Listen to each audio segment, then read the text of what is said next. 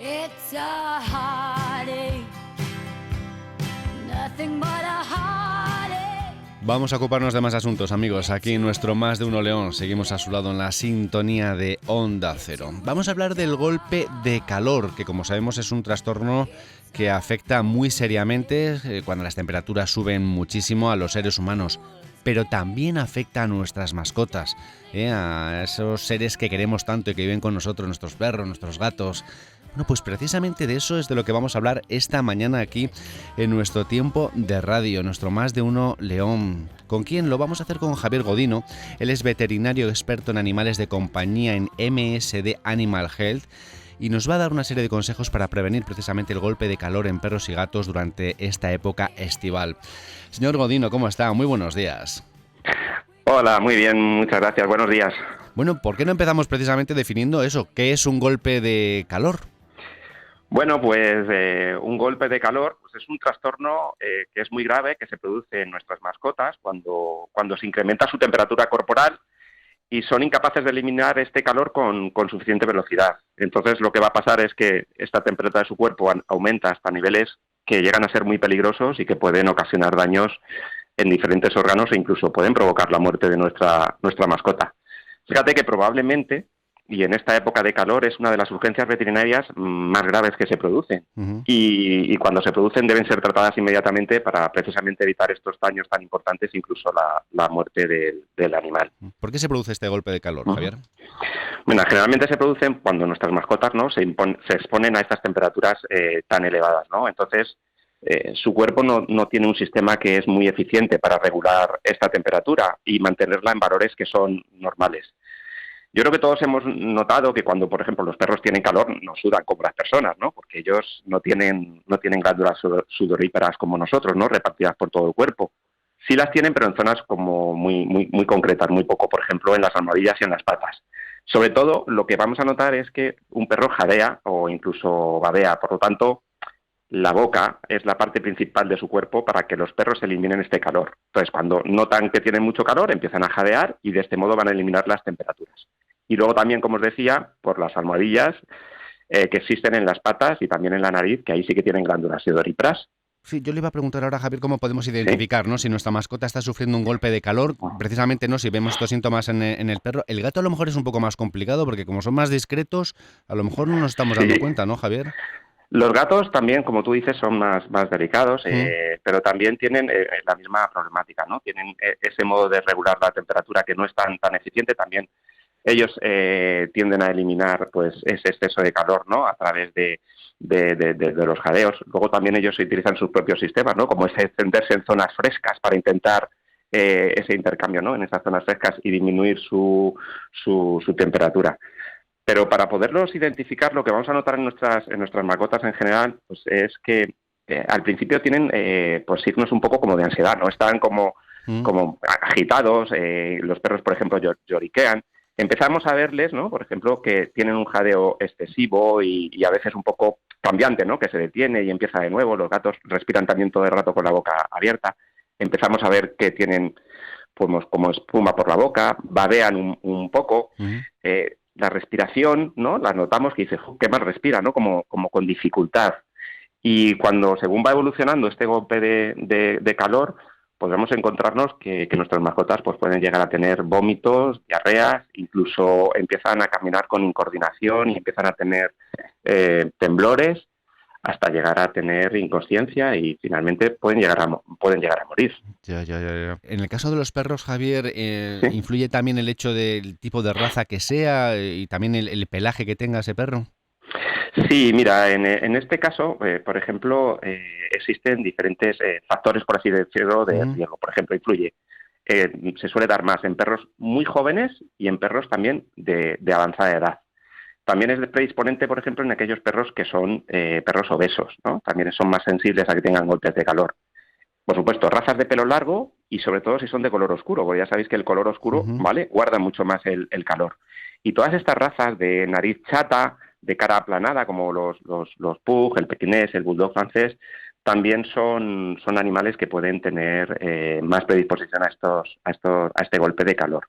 Y mucho cuidado también, aquellos animales que tengamos nuestras mascotas con algún tipo de enfermedad, como enfermedades respiratorias o enfermedades cardíacas, pues pueden afectarse también y hacer que sean más predisponentes a este golpe de calor, porque afectan a esa respiración eficiente que deberían de tener, ¿no? Pues lo que le queríamos pedir ahora, Javier, es consejos para evitar un golpe de calor en perros y en gatos, y después, ¿qué debemos hacer si nuestra mascota sufre un golpe de calor? Bueno, pues mira, los consejos son un poco también, yo creo que son muy básicos De y sentido son común. muy fáciles de entender, ¿no? Mm.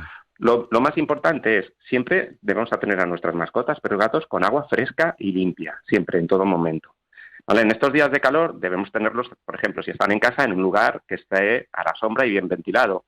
Podemos abrir las ventanas, por ejemplo, con las persianas un poco bajadas para que haya corrientes de aire, ¿sabes? Y evitar que estén en las zonas de sol. Y de ese modo, pues a ellos les encanta, ¿no? Tumbarse en esas zonas de corrientes que están fresquitas durante todo el día. Otra cosa que tenemos que hacer, no salir a pasear durante las horas donde el sol más calienta y más aprieta, por lo tanto, mejor irnos por la mañana temprano o al atardecer o por la noche, porque además así en esos paseos también vamos a evitar, fíjate, el asfalto, ¿no? Que está tan caliente y encima en muchas ocasiones tenemos que tener cuidado porque se pueden quemar las patitas, ¿no? Sí.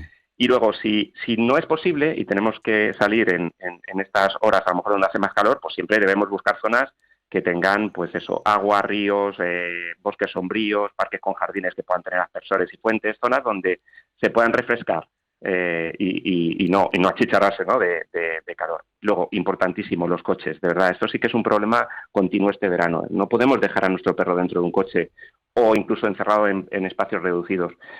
Fíjate que el interior de la temperatura de un coche puede aumentar 20 grados sobre la del exterior. Sí. Por lo tanto, se convierten en auténticos hornos y el animal puede morir en pocos minutos. Y aunque pensemos que el coche está en la sombra, al final el sol se va desplazando y acabamos teniendo pues este tipo de problemas porque al final el sol acaba produciendo este calor en los coches. Aunque esté en la sombra, en estas épocas no debemos dejar a los animales en los coches. Sí. Y luego, importante, no someterles a ejercicios físicos fuertes y violentos, sobre todo en las horas de más calor. Es decir, que no hagan esos ejercicios, no se pongan a correr o a jugar en las horas de mediodía que hace tanto calor. ¿Y con los gatos? ¿Están todo el día ahí en el piso metidos? Mira, los gatos, como te decía, lo que sí que es importante es cuidado, pues que no se queden encerrados, por ejemplo, en una terraza que da al sol. Ya sabes que les gusta mucho Sí. Mirar por la calle y a veces tenemos terrazas y podemos olvidarlos y cerrar la ventana y dejarlos expuestos al sol durante mucho tiempo. Pues tenemos que tener cuidado que eso no suceda, que estén en habitaciones que estén bien ventiladas, que estén a la sombra. Importantísimo, que tengan agua a disposición. Sabes que los gatos, además, con el agua son muy especiales y les gusta el agua siempre fresca. Por lo tanto, tener siempre agua fresca, renovada, a libre disposición para que ellos se puedan refrescar, ¿vale? Ya. Principalmente son las cosas que deberíamos hacer con ellos también. Y Javier, le preguntaba también, ¿qué debemos hacer si nuestra mascota sufre un golpe de calor? Si ya se ha producido, ¿qué hacemos? Mira, si ya se ha producido, lo más importante, si tenemos la posibilidad, es ir inmediatamente al veterinario más cercano para que lo pueda atender. Fíjate, incluso aunque parezca que se le haya podido mejorar o recuperar un poco, a veces las consecuencias aparecen hasta 72 horas después de sufrir un golpe de calor, ¿vale? Pero si no pudiéramos hacerlo en ese momento, ¿qué podemos hacer nosotros? Bueno, lo primero es retirarle la zona o el lugar donde se ha producido este golpe de calor, ¿no? Y llevarle a la sombra, a un lugar fresco y lo más ventilado posible.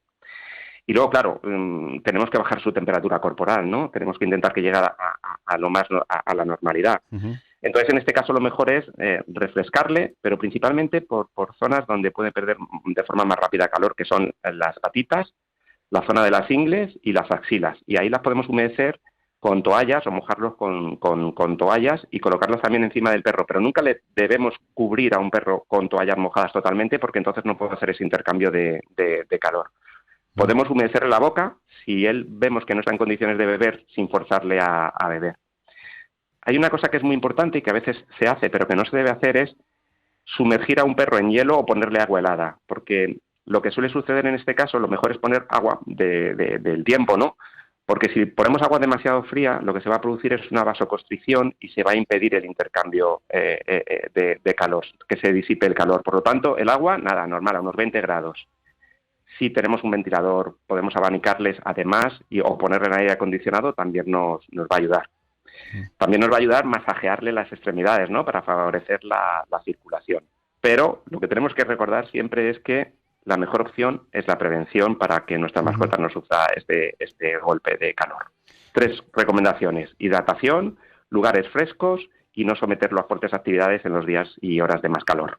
Qué consejos más útiles, ¿verdad? Para evitar esos golpes de calor en perros y gatos, a los que tanto queremos, que viven ahí con nosotros.